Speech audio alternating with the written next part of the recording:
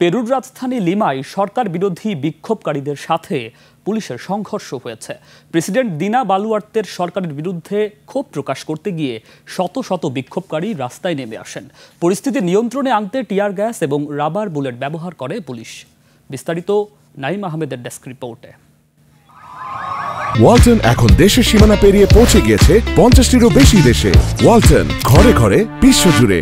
Peru সরকারের নতুন pension সংস্কার আইন ও সরকারের বিরুদ্ধে হাজার হাজার মানুষের এই বিক্ষোভ। এই আন্দোলনটি করছে জেনারেশন জেড। বিক্ষোভকারীরা নতুন পেনশন সংস্কার আইনের প্রতিবাদ জানাচ্ছে। তারা বলছে এই আইন তাদের ভবিষ্যৎ আর্থিক নিরাপত্তাকে ঝুঁকিতে ফেলবে।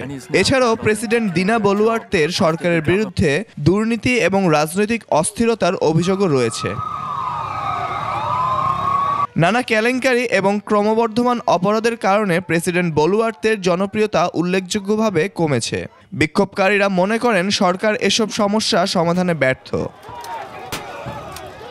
বিক্ষোভকারীরা সরকারি ভবনগুলোর দিকে মিছিল নিয়ে যাওয়ার চেষ্টা করলে পুলিশের সঙ্গে সংঘর্ষ হয়। বিক্ষোভকারীরা পুলিশকে লক্ষ্য করে বোতল ও পাথর নিক্ষেপ করে। পুলিশ টিয়ার গ্যাস এবং রাবার বুলেট ছুড়ে তাদের ছত্রভঙ্গ করার চেষ্টা করে।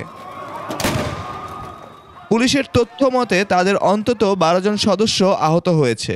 এছাড়াও বেশ কয়েকজন বিক্ষোভকারী আহত হয়েছে। Naim Ahmed, desk report, 21 television.